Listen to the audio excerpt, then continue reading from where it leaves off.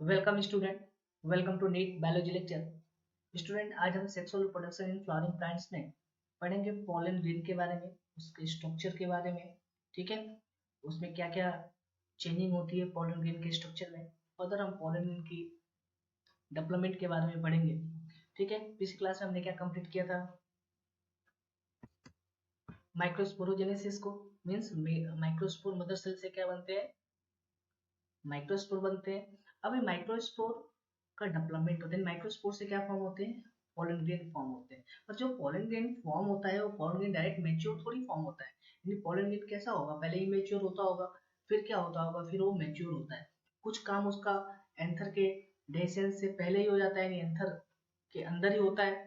ठीक है, और कुछ जो डेवलपमेंट होता है पोलन ग्रेन का, वो डेसेंस के बाद जब वो स्टिग्मा पे फॉल होता है तो कुछ हमें पोलन ग्रेन में वो डेवलपमेंट देखने को मिलता है। तो ये सारी चीजों को हमें पढ़ना है। ठीक है, तो पोलन ग्रेन की अगर हम बात करें तो पोलन ग्रेन क्या रिप्रेजेंट करता है? ये पोलन ग्रेन रिप्रेजेंट करता है मेल गैमेटोफाइट को। क्या रिप्रेजेंट करता है? Represent male gametophyte. ठीक, अब आपसे पूछा जाए कैसा होगा, तो होगा क्या? एप्लॉइड ही होगा, क्योंकि माइक्रोस्पोर एप्लाइड है तो पोलन ग्रेन भी क्या होगा? एप्लाइड ही होगा। ठीक है, दूसरे टर्म में हम पोलन ग्रेन को क्या बोल सकते हैं? इसको बोल सकते हैं first cell of male gametophyte. First cell of male gametophyte.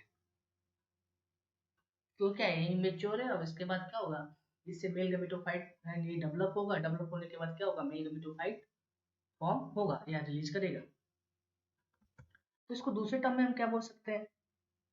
Immature gametophyte.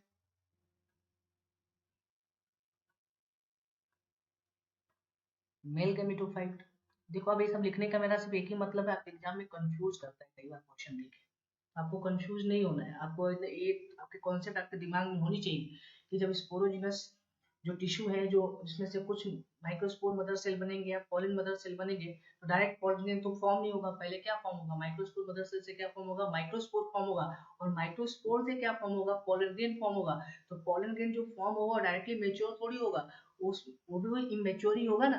तो जो माइक्रोस्पोर से डायरेक्ट पॉलिन ग्रेन बन रहा है तो उसको हम क्या बोल सकते हैं? फर्स्ट सेल मेल गैमेटोफाइट या इमेच्योर मेल गैमेटोफाइट। हाँ, जो उसमें डेवलपमेंट होगा वो मैच्योर होगा, तो मैच्योर गैमेटोफाइट में चेंज हो जाएगा, या मैच्योर पोलन ग्रेन हम उसको बोलेंगे। तो अभी आप स्टार्टिंग की बात कर रहे हैं, इंट्रोडक्शन की बात कर रहे हैं। चलिए नेक्स्ट, और पोलन ग्रेन के बारे में बात करें तो कैसा होता है? सिंगल सेल हैप्लॉइड स्ट्रक्चर होता है। ठीक है, फॉर्म किससे होता है? Form by development of microspore.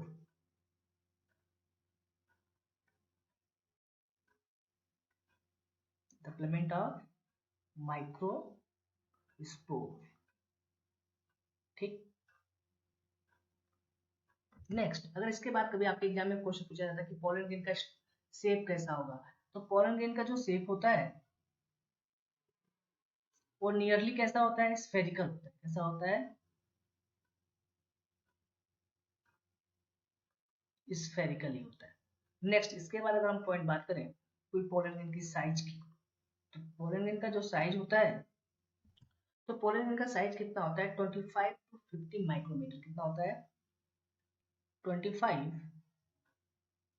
To 50 micron बोलो या माइक्रोमीटर। ठीक है, चलिए नेक्स्ट, इसके बाद हम बात करते हैं ये जो पोलन ग्रेन होता है वो क्या होता है? दो लेयर या दो आप बोल सकते हो लेयर वॉल से क्या होता है? सराउंडेड होता है। ठीक है, तो जो पोलन ग्रेन होता है सराउंडेड किससे होता है?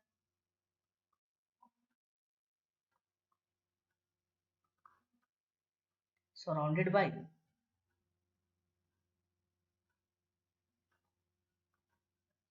कितने वॉल लेयर से?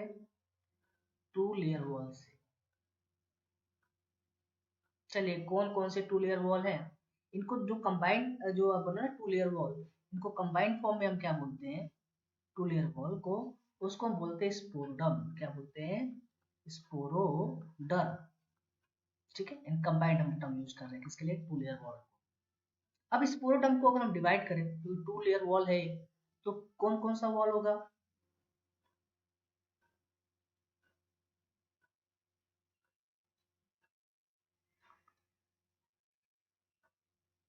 फर्स्ट वॉल को हम क्या बोलते हैं, एक्जाइन, क्या बोलते हैं, एक्जाइन।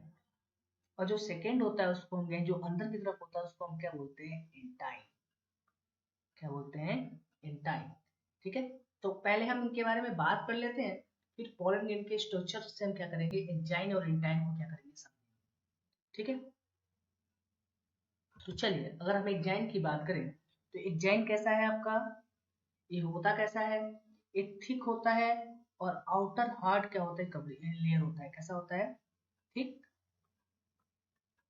आउटर हार्ड कवरिंग होती है। ठीक है, अब ये किसके सराउंडेड होता है,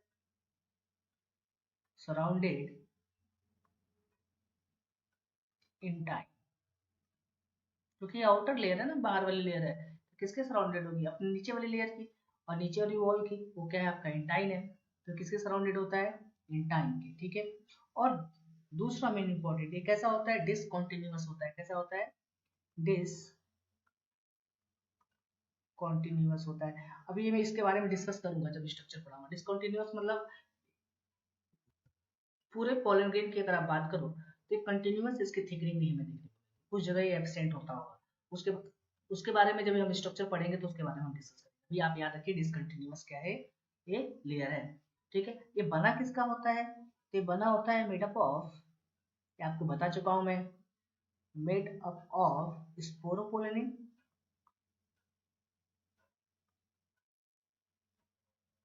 अभी कौन रिलीज करता है, टेपिटम, ये सब मैंने लिख रहा हूँ। नेक्स्ट बात करें और क्या इसका कैरेक्टरिस्टिक है, तो ये कैसा होगा आपका, कंटिन्यूअस लेयर होगा, कैसा होगा, कॉन्टिन्यूस लेयर होता है। ठीक है, पूरा एक बराबर क्या होता है, चारों तरफ क्या होती है, इसकी सराउंडिंग होती है। बना किसका होगा, तो ये बना होता है पेक्टिन एंड सेलुलोज का, किसका होता है, पेक्टिन प्लस सेलुलोज का।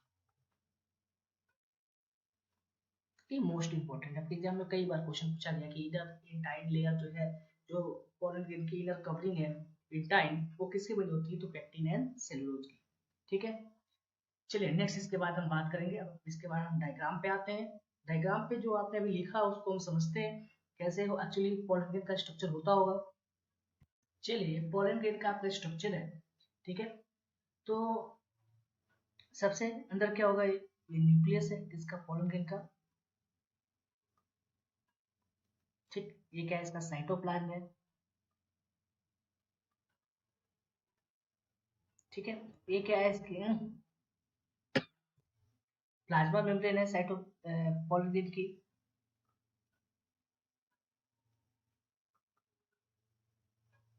ठीक, अब इसके ऊपर जो ये आपको स्काई ब्लू कलर की कवरिंग दिख रही है, इसको हम क्या बोलेंगे, इंटाइन, जो कि इसके अंदर है। और उसके ऊपर की जो एक कवरिंग है रेड कलर वाली, जो स्पाइल लाइक आपकी कवरिंग दिख रही है, इसको हम बोलेंगे एक्जाइन। ठीक, अब देखो एक्जाइन क्या होता है, ये मैंने बोला था डिसकंटिन्यूअस होता है, यानी पूरी एक बराबर ये पूरे ऑर्गेनेट के सरफेस को के ऊपर क्या होता है, फैला नहीं होता, कुछ जगह एब्सेंट होता है। ठीक है, जैसे यहाँ पे देखो एक एब्सेंट है, दूसरा मैंने यहाँ बनाया था एक खाली जगह है, तीसरी बात करो तो यहाँ पे क्या है, एब्सेंट है। तो ये जो जगह जगह पे क्या है, जहाँ पे एब्सेंट है, जहाँ पे स्पोरोपोलिन की क्या है, कवरिंग नहीं प्रेजेंट है, एक्जाइन एब्सेंट है, उसको हम बोलते हैं जर्मपोर। क्या बोलते हैं, मैं यहाँ लिख देता हूँ, इसको हम क्या बोलेंगे, जर्मपोर। ठीक है, अब ये जर्मपोर क्या है, जर्मपोर या बोल सकते हो ये प्लेस है या साइट है जहाँ पे पोलन ट्यूब क्या होते हैं, राइज होता है। ठीक है, जर्मपोर क्या होता है, प्लेस या साइट। ठीक है, जहां से क्या होता है, पोलन ट्यूब आर एराइज। ठीक है, पोलन ट्यूब एराइज होता है। ठीक है, और यहाँ पे दूसरी इंपॉर्टेंट बात, स्पोरोपोलिन एब्सेंट होगा।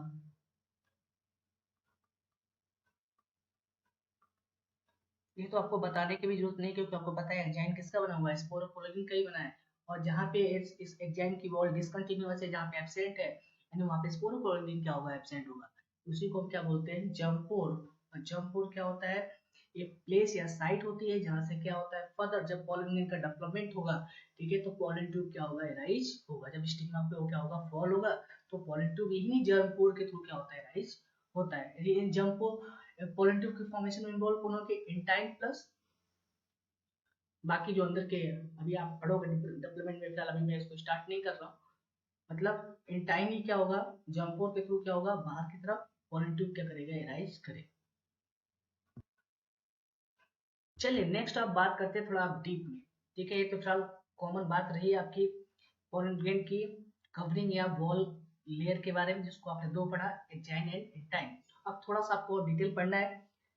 देखो अगर आप एग्जाइन की बात करो, तो एग्जाइन में क्या होते हैं, हमें सब लेयर देखने को मिलते हैं, ठीक है। यहाँ पे जो सब लेयर मतलब एग्जाइन भी डिवाइड होता है, सब लेयर देखने को मिलते हैं, इसमें प्रेजेंट होता है प्लस साइन बने, ठीक है। अब कौन कौन से सब लेयर होते हैं, यहाँ हमें दो सब लेयर देखने को मिलते हैं। जो फर्स्ट सब लेयर होता है, जो सबसे बाहर होता है, उसको हम बोलते हैं एक एग्जाइन। क्या बोलते हैं, एग्जाइन, ठीक है। जो कैसा होता है, एग्जाइन की आउटर, ठीक है। और जो दूसरा होता है सेकेंड, उसको हम बोलते हैं एंड एग्जाइन। क्या बोलते हैं, एंड एग्जाइन, जो एग्जाइन की इनर कवरिंग।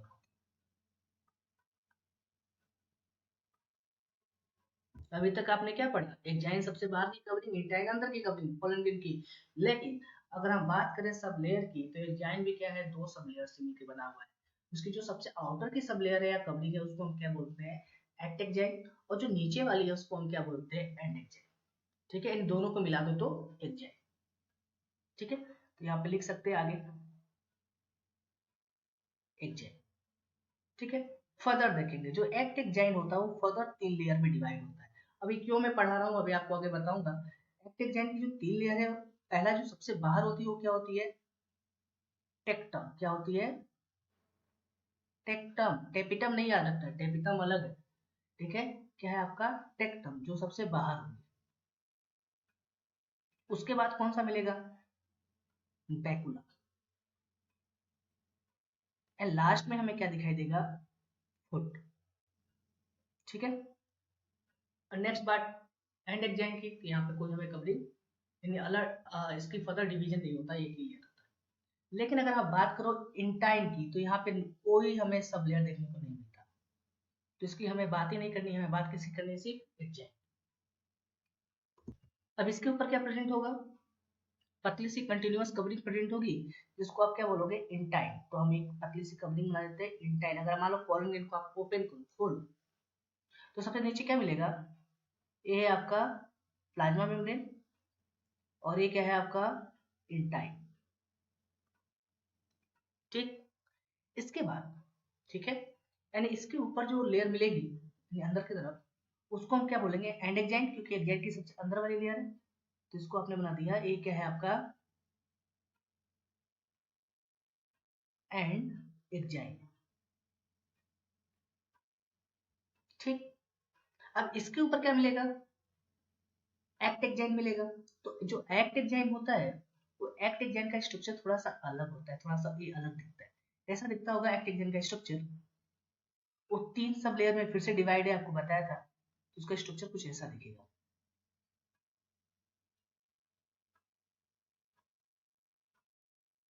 ठीक है।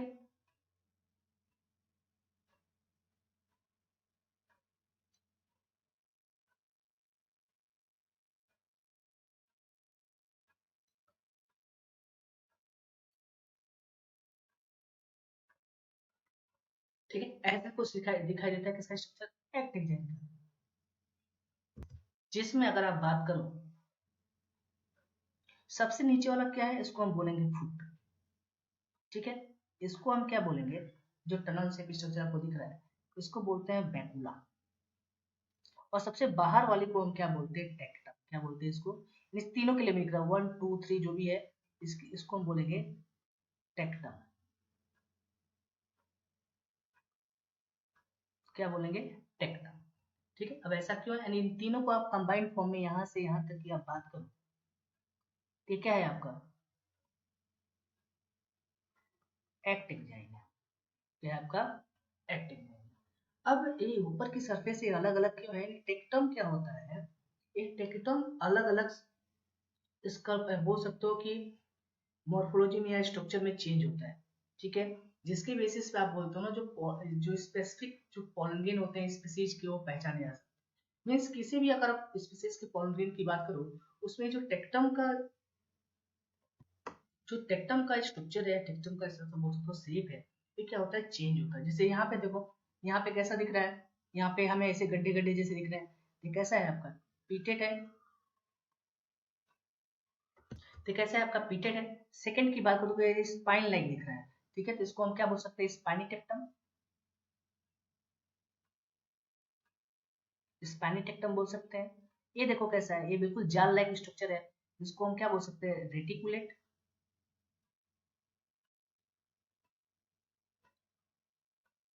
Reticulate tectum.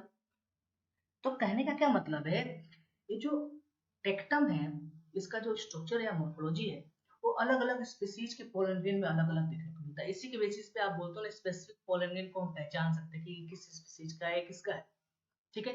तो फिलहाल ये तो बहुत डीप की बात होगी, टेक्टम की वजह से पहचान, पर टेक्टम है किसका पार्ट, एक जाइन का। तो कभी कभी आपके एग्जाम में डायरेक्टली क्वेश्चन नहीं आता टेक्टम, वो पूछा जाता है कि वहाँ पे कि जो स्पेसिफिक पॉलन ग्रेन है या स्पीसीज के पॉलन ग्रेन की जो मॉर्फोलॉजी है वो वो आप किसके बेसिस पे एनालिसिस करते हो, कैसे पहचानते हो, ठीक। तो एक जैन, क्योंकि एक जैन की जो सबसे बाहर की कवरिंग है वो टेक्टम, ठीक है, और उसकी ही मॉर्फोलॉजी में चेंजिंग है, ठीक है। जैसे अभी आप पॉलन ग्रेन का जो स्ट्रक्चर बनाया था उसमें हमने क्या स्पाइनी कवरिंग बनाया था, ठीक है। तो वही बताया कि जो टेक्टम है मेन, अगर डीप में बात करो तो टेक्टम की ही मॉर्फोलॉजी आप बोल सकते हो, टेक्टम का ही जो स्ट्रक्चर है वो हमें वेरिएशन देखने को मिलता है, ठीक है, जिसके बेसिस पे स्पेसिफिक जो बोल सकते हो प्लांट है उनके जो पॉलन ग्रेन है वो क्या होते हैं अलग होते हैं, ठीक है। या कभी आपके एग्जाम में टेक्टम नहीं आए तो आप आंसर क्या करोगे उसका एच आई, ठीक। तो चलिए लिख लेते हैं यहाँ पे जो टेक्टम है, ठीक है, ये क्या शो करता है, सो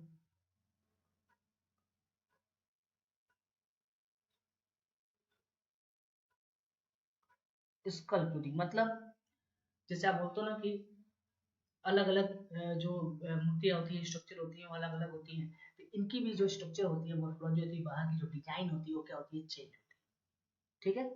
जिसके बेसिस पे आपसे पूछा जाए ऐसा क्यों होता है, तो होता है ड्यू टू स्पोरोपोलेन, भाई इसी की वजह से होगा ना, क्योंकि एग्जाइम तो यही फॉर्म कर रहा है स्पोरोपोलेन नहीं फॉर्म कर रहा है, तो टेक्टम भी यही फॉर्म करता होगा, ठीक है। पूरे एग्जाइम की बात करो आप तो बहुत डीप में चले गए टेक्टम तक, ठीक है। तो ये किसके बेसिस पे होता है स्पोरोपोलिन की वजह से ही होता है, ठीक है। तो आपके एनसीईआरटी में एक डायरेक्ट लाइन लिखी हुई है, ठीक है, जो एग्जाइन है, ठीक है, यानी exine exhibit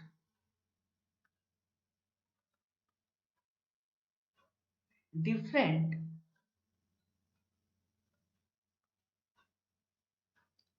fascinating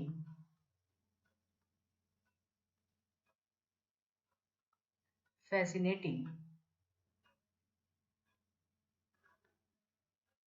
array of pattern, तो इसका वही मतलब है, पर अगर रियलिटी अगर आप बात करो तो ये जो जैन की जो टेक्टम होती है उसमें ही चेंज, पर हम ये जैन का ही पार्ट है, तो आपके एनसीईआरटी में डायरेक्ट लिखा हुआ है कि एक जैन क्या करता है डिफरेंट फैसिनेटिंग, अब हो सकते हो पैटर्न शो करता है, ठीक है, जिसके बेसिस पे हम क्या करते हैं कि जो किसी भी पॉलिनोमियल का क्या है आपका टेक्सोनोमिक सिग्निफिकेंस है, ठीक है, क्या है आपका टेक्सोनोमिक सिग्निफिकेंस, इसके बेसिस पे आप अलग अलग स्पीसीज के पॉलिनेशन को आसानी से हम क्या कर सकते हैं पहचान, ठीक है। तो चलिए आपको याद रखना है क्योंकि आपके एग्जाम में एग्जाम को डिवाइड नहीं किया हुआ है एनसीईआरटी में, लेकिन आप थोड़ा और डीप पे पढ़ेंगे क्योंकि एग्जाम में क्वेश्चन कभी भी मैनिपुलेट कर सकता है। तो ये रहा आपका स्पोर की वॉल, या आप बोल सकते हो कि जो पॉलन ग्रेन है पॉलन ग्रेन की क्या है कवरिंग, ठीक है, एग्जाइन एंड इंटाइन। चलिए इसके बाद हम बात करेंगे कुछ जर्म पोर के बारे में। ये जर्म पोर जो होता है जर्मपोर के रेफरेंस में हम कुछ बात करेंगे। यार आपने जर्मपोर तो पढ़ लिया है, प्लेस जब साइट होता है जहाँ से पॉलन ट्यूब क्या होता है, रिलीज होता है, ठीक है। या आप बोलते हो कि जहाँ पे स्पोरोपोलिन क्या होता है, एब्सेंट होता है।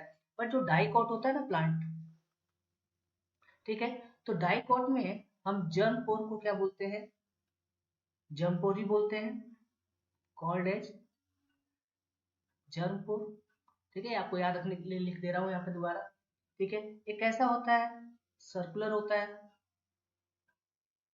ठीक है, इन आउटलाइन। और कभी आपके एग्जाम में पूछा जाता है डाइकॉट में जो जर्म पोर होता है उसका नंबर कितना होता है। तो अगर हम नंबर की बात करो तो नंबर कितने होते हैं, नॉर्मली 3, कितने होते हैं, 3 जर्म पोर, ठीक है, प्रेजेंट होते हैं। और इस कंडीशन को हम क्या बोलते हैं, ट्राइकोलपेट कंडीशन, क्या बोलते हैं, ट्राइकोलपेट कंडीशन, ठीक है। ये भी आपको याद रखना है। लेकिन अगर आप मोनोकॉट की बात करो, ठीक है, मोनोकॉट, मोनोकॉट में जो जर्म पोर होता है उसको हम बोलते हैं जर्मिनल फरो, क्या बोलते हैं, जर्मिनल फरो। इसीलिए मैंने आपको थोड़ा यहाँ पे जर्म पोर के बारे में बताया कि मोनोकॉट में जर्म पोर को क्या बोलते हैं, जर्मिनल फरो, ठीक है। नॉर्मल अगर आप बात करो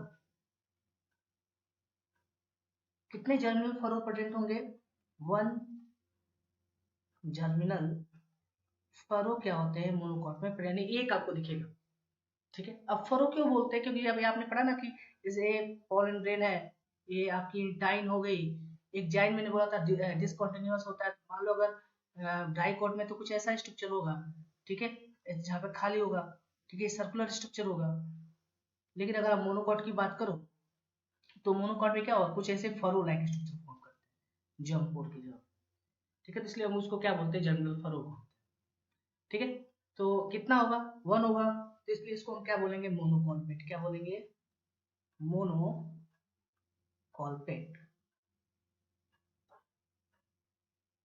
तो याद खुद भी कर सकते हो आसानी से, मोनोकॉट, मोनोकॉल्पेट, डाइकॉट में ट्राई, एक्सी जर्म प्रेजेंट है इसलिए।